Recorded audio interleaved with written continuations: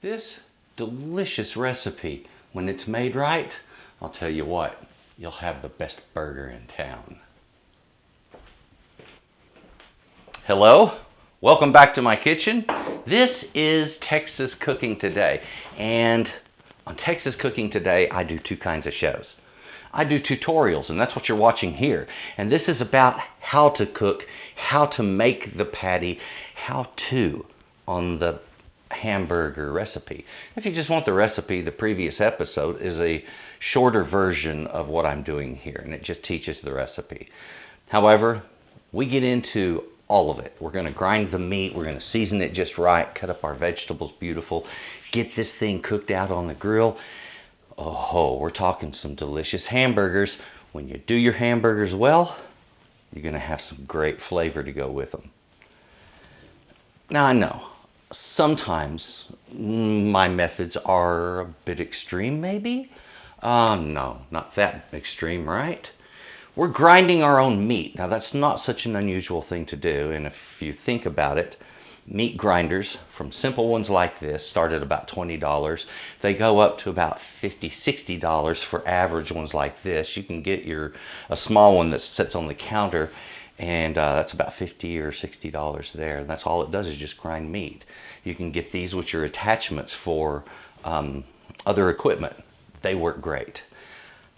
Consider this because the quality of the meat, the juiciness of it, the flavor is totally on a different level. When you're busy grinding your own meat, you're selecting good quality cuts. And in this case, we have a choice cut of chuck that's going to make the best tasting hamburger meat. I do mean the best tasting hamburger meat you'll ever taste. Come over and let me show you these beautiful ingredients, and let's get started making the most delicious hamburgers. Come on over. In addition to the beautiful onion rolls and these wonderful vegetables that I have to top my burger, I'm going to be using 1 pound of ground chuck, these spices right here. Now, I have more than a pound of meat right here, okay? I'm going to be grinding up a lot of meat. But I wanted a way to relate the spices to a certain amount of meat, so I just chose 1 pound. If you're cooking a lot of burgers, then consider doubling the amount on these spices for this. But we're going to be using ground chuck. I have paprika. We have some cumin, garlic powder, onion powder, seasoned black pepper, and some salt.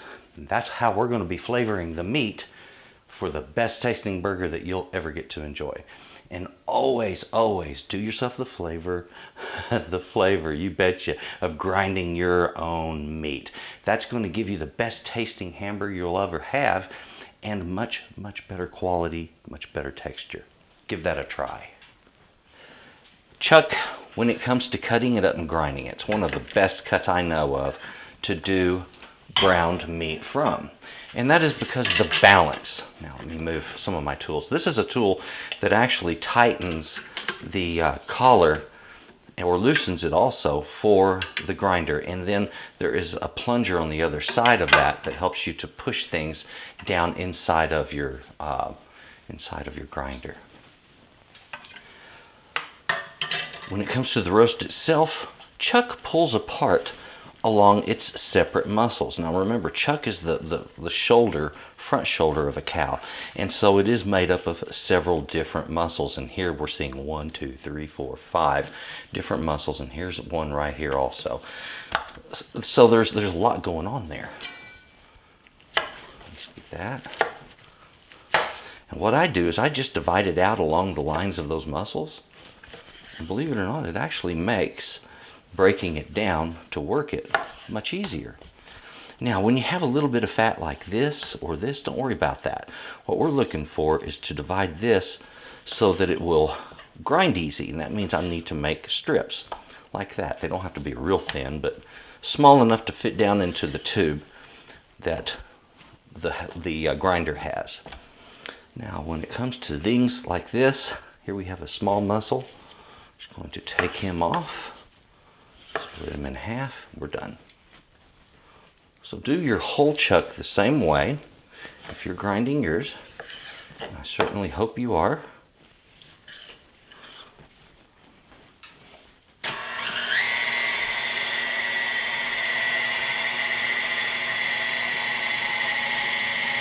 Isn't that beautiful? Most of the time, this goes very smooth.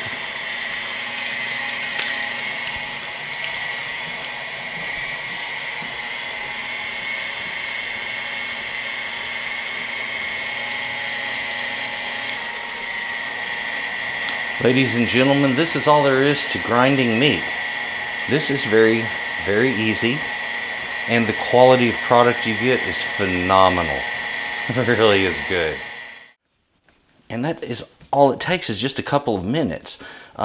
This didn't take me any more than 5 minutes to prepare on the whole. And you know, from the point of cutting it to grinding it, and now we're ready to get busy making burgers. It's time for me to make my patties. Now when I do a patty, I start with a ball of meat that's about the diameter of a baseball, close to it. Doesn't have to be exact, a little smaller if you want to be really precise about it. However, a ball of meat about that size is very close to a half a pound. And if you try this, you measure it out, you're going to find out, well, I was very close on that, okay? So right there, I should have about 1 pound of meat, and I should get an even quantity of these little balls out of this meat.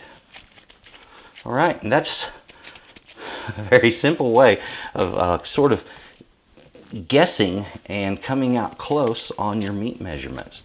So I'm going to take my 1 pound of meat here for my 2 patties. And this is enough to make, as you've seen here, each ball is 1 patty. And I consider a good size hamburger patty to be right at a half a pound. A quarter pound just doesn't seem to do it for me when it comes to a nice hamburger. There we go. Let's get busy seasoning this up. I would like to mention that when you're working on stuff like this, you see me wear gloves. There's a lot of reasons I do this. Being sanitary is a good reason, but also my cleanup is extremely fast. There we go, I've cleaned up. So here I have my 1 pound of ground chuck. Now to that we're going to apply our seasonings, and that would be the onion powder and garlic powder, and then here we have the cumin and paprika, and here I've got salt and seasoned pepper, and great combination. Now on that seasoned pepper, I don't name names. I would say pick one that you enjoy, that makes good hamburgers for you, and that's the one to use, all right? And here we simply mix it in. It's just a matter of giving it a few squeezes, as you've seen me do there. Turning. Isn't that all together simple? Look at this. Look what I've got now. I've got this really magnificent meat. And when I get sort of that light reddish seasoned color in it, I know I've got it well mixed, because when it looks even like that, we are there. All right, so I just scrape up any little bits that are laying in the bowl and divide this into my 2 balls again, and then I press them out. There is a little bit of a trick I would like to mention though. When I press out my meatballs, I do something just a little bit different. I take and spin the meat, and I'll show you how I do that. So what I'm doing right now is just dividing it. And of course I want these two to be as close to absolutely even as absolutely possible. So if one is slightly bigger than the other, I can always pull from one to add to the other, like that.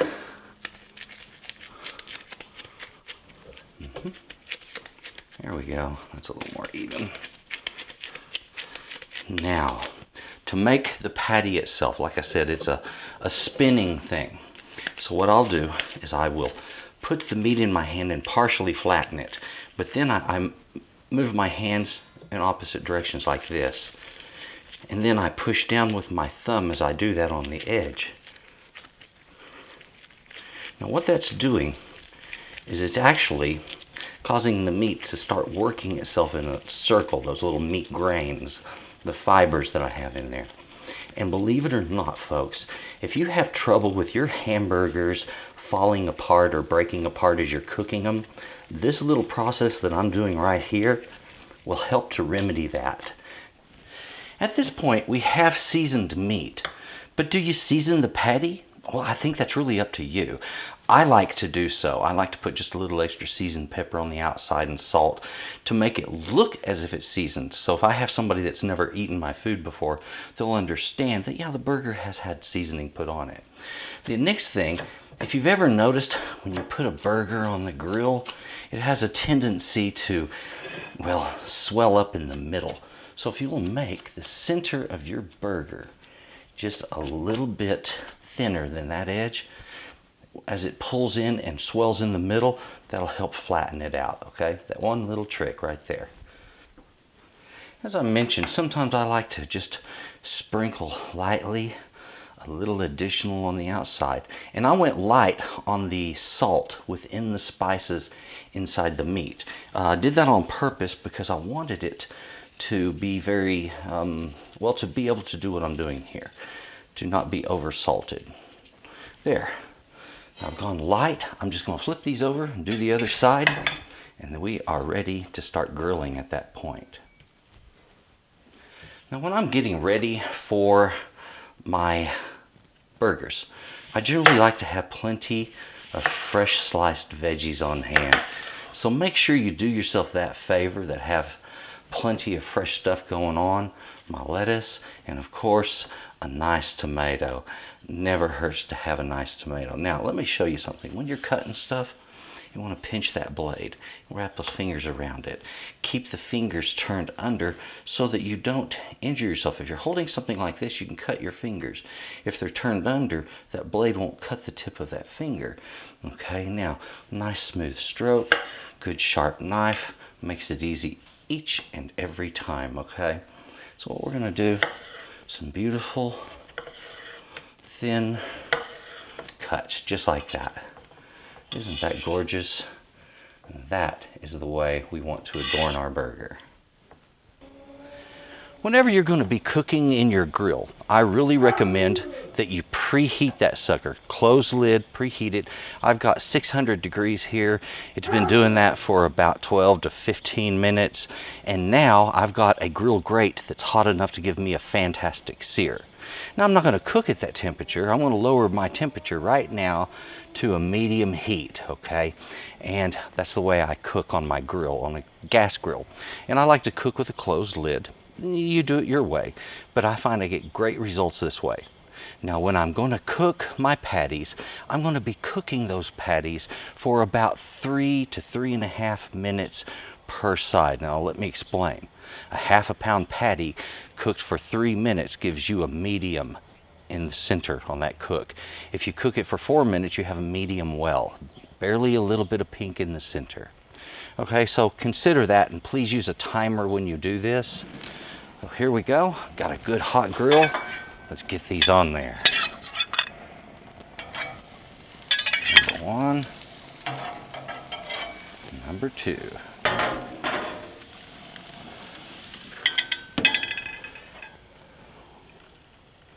Three minutes, and that is set to go off. Now I'm going to say this, when you're cooking this way, and I'm using a timer here, it's kind of exacting, but don't keep turning your meat. Turn that meat one time only, no more. And then once you've turned it that second time, cook it for the same amount of time, and that sucker's ready to come off of the grill. So 3 minutes on each side, and I have a beautiful pink center on my patty on this. Now I can do that because I've just fresh ground the sucker, okay? It's all very fresh meat, so I don't have to worry about anything being wrong or bad or coming out bad or making someone sick. Don't want that. Look at that.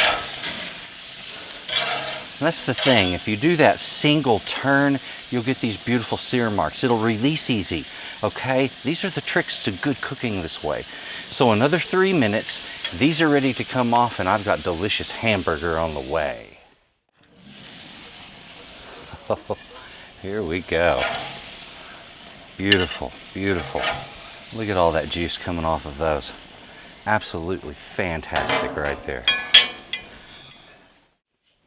The quantity of everything that we've used today, well, of course, it's pretty simple when it comes to your toppings and your bun. It's just what you're putting on it.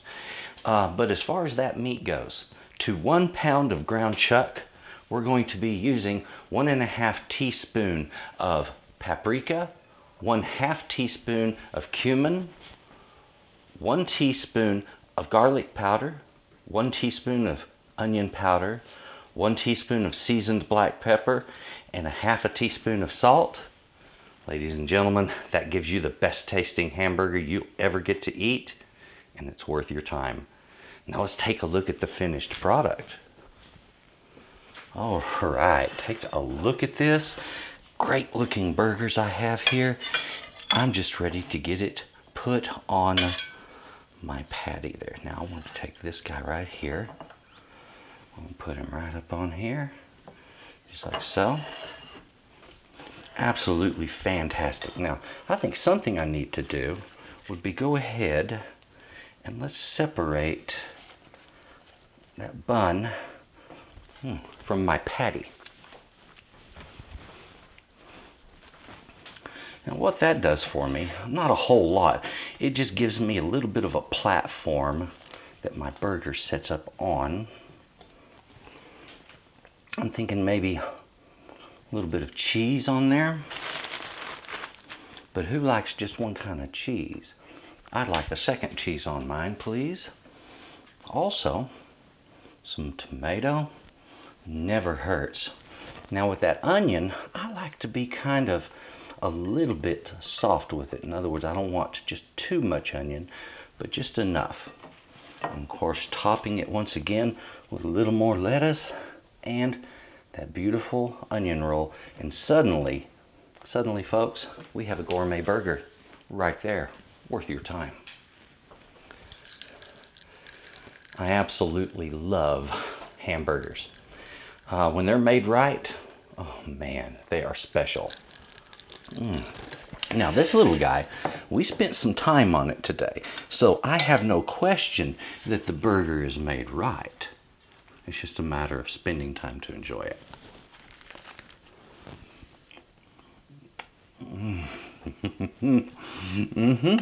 Oh yeah.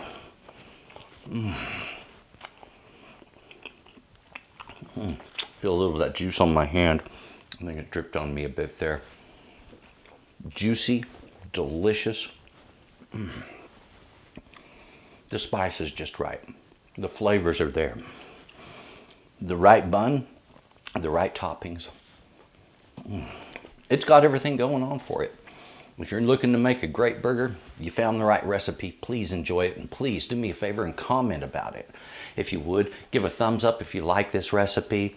Subscribe if you haven't done so, for goodness sake, and click the bell because you won't know when I put out recipes otherwise. And then the other thing, my description box has got some information there. Okay, it's got some information about what I do, why I do it, and the way I do it, and also about my website, which is S.A.Trotter.com. That's where I sell the recipes and other stuff. I give the tutorials away for free, as well as few people do, and then I charge for the recipe, and other people do it the opposite way. They give out the recipe for free and they charge for the tutorial, and some people charge for both, but we just do it our own way. Please take a look at that. Take a look at what I'm about to show you, which is my recipes. They're really cool the way I do them, and you're going to like them when you try them. Thank you for watching. Folks, have a good day, and please enjoy that burger. I will. Yeah.